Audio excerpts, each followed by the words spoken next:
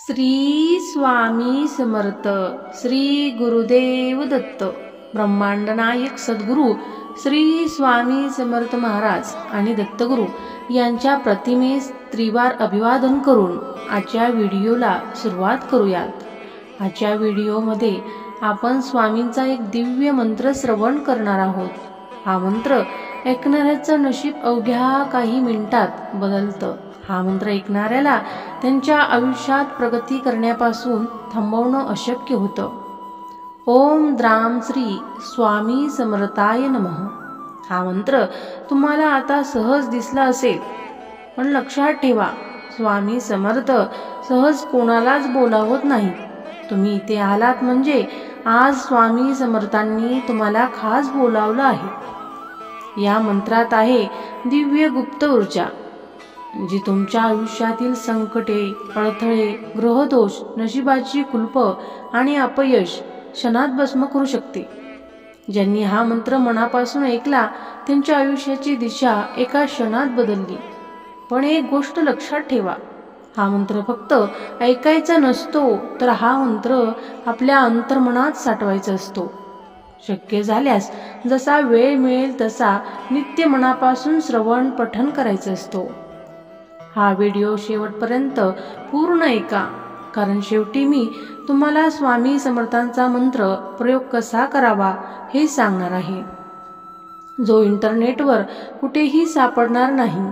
हा प्रयोग आयुष्याला यश, संपत्ती आणि दिव्य संरक्षण देतो, आणि कदाचित हाच तुमचा जागृतीचा क्षण आहे. व्हिडिओ स्किप करू नका. आवडल्यास त्वरित लाईक करा. हे देवी ज्ञान आपल्या मित्रमैत्रिणी, कुटुंब आणि संपूर्ण जगासोबत शेअर करा, आणि चॅनल सबस्क्राईब करून पुढील मंत्र स्वतःकडे खेचून घ्या. स्वामी समर्थ तुम्हाला शोधत होते. तुम्ही सापडलात. श्री स्वामी समर्थ महाराज यांच्या सेवेत स्वतःला वाहून घ्या. तुम्हाला येणारे अनुभव तुमच्या कुटुंबातील इतर लोकांना, नातेवाईकांना शेअर करा, आणि त्यांनाही स्वामी सेवेत सामावून घ्या. स्वामी महाराज तुमच्यावर सदैव कृपा करतील. चला तर सुरुवात करूया आजच्या या व्हिडिओला. ओम द्राम श्री स्वामी समर्थाय नमः. ओम द्राम श्री स्वामी समर्थाय नमः. ओम द्राम श्री स्वामी समर्थाय नमः.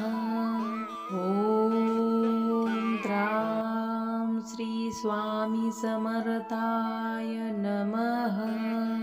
ओम द्राम श्री स्वामी समर्थाय नमः. ओम द्राम श्री स्वामी समर्थाय नमः. ओम द्राम श्री स्वामी समर्थाय नमः. ओम द्राम श्री स्वामी समर्थाय नमः. ओम द्राम श्री स्वामी समर्थाय नमः. ओम द्राम श्री स्वामी समर्थाय नमः. ओम द्राम श्री स्वामी समर्थाय नमः. ओम द्राम श्री स्वामी समर्थाय नमः. ओम द्राम श्री स्वामी समर्थाय नमः. ओम द्राम श्री स्वामी समर्थाय नमः. ओम द्राम श्री स्वामी समर्थाय नमः. ओम द्राम श्री स्वामी समर्थाय नमः. ओम द्राम श्री स्वामी समर्थाय नमः. ओम द्राम श्री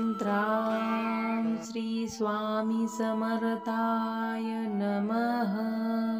ॐ द्रां श्री स्वामी समर्थाय नमः। ॐ द्रां श्री स्वामी समर्थाय नमः। ॐ द्रां श्री स्वामी समर्थाय नमः।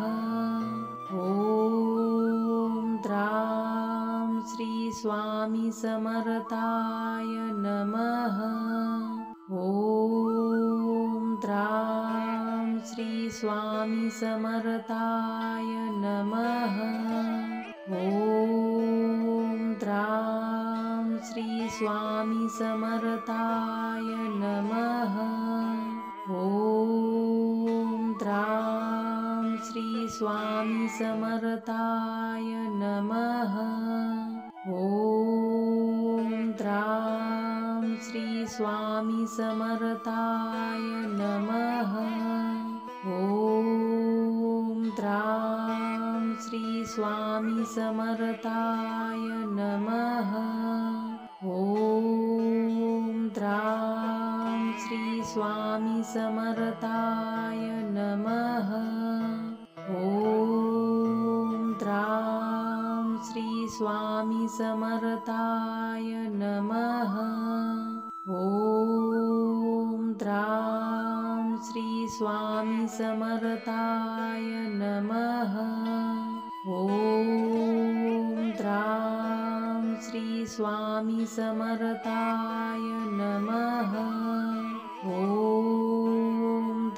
द्रां श्री स्वामी समर्थाय नमः। ॐ द्रां श्री स्वामी समर्थाय नमः। ॐ द्रां श्री स्वामी समर्थाय नमः। ॐ द्रां श्री स्वामी समर्थाय नमः। ॐ द्रां श्री स्वामी समर्थाय नमः। जर हा मंत्र ऐकताना काहीतरी वेगळं जाणवलं असेल तर ताबडतोब कमेंट करा, श्री स्वामी समर्थ। पुढील मंत्र चुकवू नका। आता लगेच चॅनल सबस्क्राईब करा। हा मंत्र इतरांपर्यंत पोहोचवा। तुम्ही स्वामी समर्थांची कृपा पुढे वाहून नेणारे आहात। स्वामी समर्थ। जय जय स्वामी समर्थ।